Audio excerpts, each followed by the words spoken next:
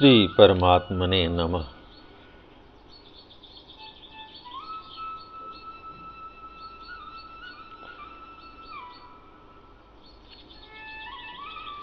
श्री वाल्मीकि रामायण उत्तरकांड 32वां सर्ग। पुलस जी का रावण को अर्जुन की कैद से छुटकारा दिलाना। रावण को पकड़ लेना वायु को पकड़ने के समान था। धीरे धीरे यह बात स्वर्ग में देवताओं के मुख से पुलस ऋषि को सुनने को मिली। यद्यपि वे महर्षि महान धैर्यशाली थे, तो भी संतान के प्रति होने वाले स्नेह के कारण कृपा परवश हो गए और माहिष्मती नरेश से मिलने के लिए भूतल पर चले आए। उनका वेग वायु के समान था और गति मन के समान। वे ब्रह्मर्षि वायु पथ का आश्रय ले माहिष्मती पुरी में आ पहुँचे। जैसे ब्रह्मा जी इंद्र की अमरावती में प्रवेश करते हैं, उसी प्रकार पुलस जी ने हृष्ट पुष्ट मनुष्यों से भरी हुई और अमरावती के समान शोभा से संपन्न माहिष्मती नगरी में प्रवेश किया। आकाश से उतरते समय वे पैरों से चलकर आते हुए सूर्य के समान जान पड़ते थे। अत्यंत तेज के कारण उनकी ओर देखना कठिन था। अर्जुन के सेवकों ने उन्हें पहचान कर राजा अर्जुन को उनके शुभ आगमन की सूचना दी। सेवकों के कहने से जब है राज को यह पता चला कि पुलस ऋषि स्वयं पधारे हैं, तब वे सिर पर अंजलि बांधे उन तपस्वी मुनि की अगवानी के लिए आगे बढ़ आया। राजा अर्जुन के पुरोहित अर्घ्य और मधु आदि लेकर उनके आगे आगे चले, मानो इंद्र के आगे बृहस्पति चल रहे हों। वहां आते हुए वे महर्षि उदित होते सूर्य के समान तेजस्वी दिखाई देते थे। उन्हें देखकर राजा अर्जुन चकित रह गया। उसने उन ब्रह्मर्षि के चरणों में आदर पूर्वक प्रणाम किया, जैसे इंद्र ब्रह्मा जी के आगे मस्तक झुकाते हैं। ब्रह्मर्षि को पाद्य अर्घ्य मधु पर्क और गौ समर्पित करके राजाधिराज अर्जुन ने हर्ष गद वाणी में पुलस जी से कहा, द्विजेंद्र, आपका दर्शन परम दुर्लभ है, तथापि आज मैं आपके दर्शन का सुख उठा रहा हूँ।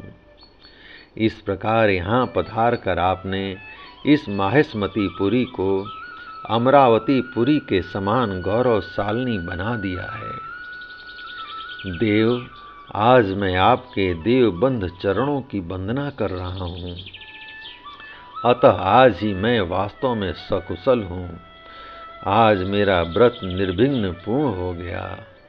आज ही मेरा जन्म सफल हुआ और तपस्या भी सार्थक हो गई। ब्रह्मन, यह राज्य, ये स्त्री पुरुष और हम सब लोग आपके ही हैं। आप आज्ञा दीजिए, हम आपकी क्या सेवा करें।